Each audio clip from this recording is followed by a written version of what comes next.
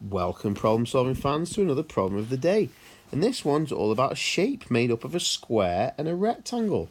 It says the perimeter of the shape, in other words, the whole shape, is 70 centimetres, but the area of the square just on its own is 121 centimetres.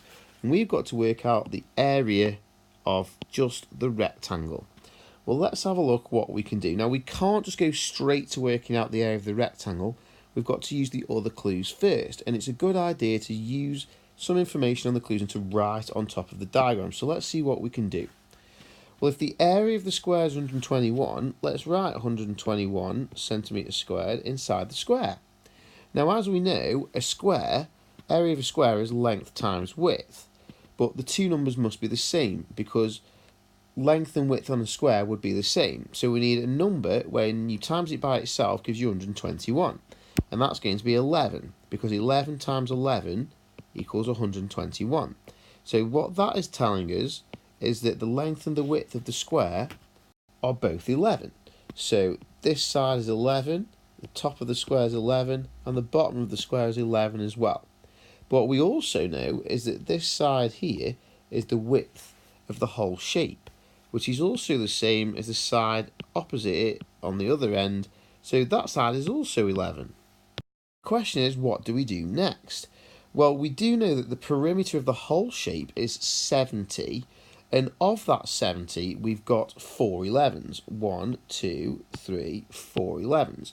But we don't know the sides that I'm currently highlighting in orange. So if we take the 4 11s off the 70, whatever's left will be the total of the two sides in orange. So 4 11s, well, that's nice and easy. 11 times 4 is 44. So if we take the 44 off this 70, so 70 take away 44, whatever's left will be the two orange sides put together. So 0 take away 4 we can't do, so borrow from the 7. 7 becomes a 6, and the 1 we've borrowed makes it 0 into 10. 10 take away 4 is 6, and 6 take away 4 is 2. So that leaves 26 centimetres for the two orange sides. But obviously that's the two orange sides put together. So we need to half the 26, and that will give us one orange side. Well, half of 26 is 13 centimetres each.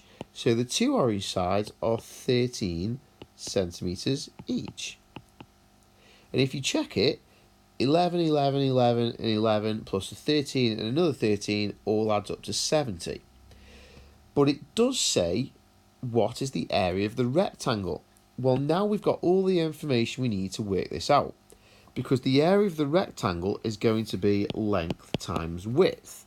And now we've got the length of the rectangle, which is 13, and the width of the rectangle, which is 11. So we need to do 13 times by 11. Now, you could do this in a couple of ways. You could do a long multiplication method, or a magic zero method, some people might call it, like this, and go 1 times 3 is 3, 1 times 1 is 1, and because you're timesing by this one actually means 10 because it's in the tens column, so you put your magic 0 in and go 1 times 3 is 3, 1 times 1 is 1, add the two rows together, 3 plus nothing is 3, 1 plus 3 is 4, and nothing plus 1 is 1. So your final answer is 143 centimetres squared.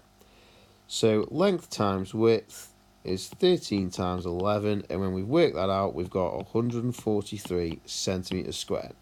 The other way you could have done it is said, well, actually, if we're trying to do 13 times 11, we could do 10 lots of 13 first. Well, 10 13s would be 130, and to get 11 13s, we need one more lot of 13, and one more lot of 13 on top of 130 would be 143.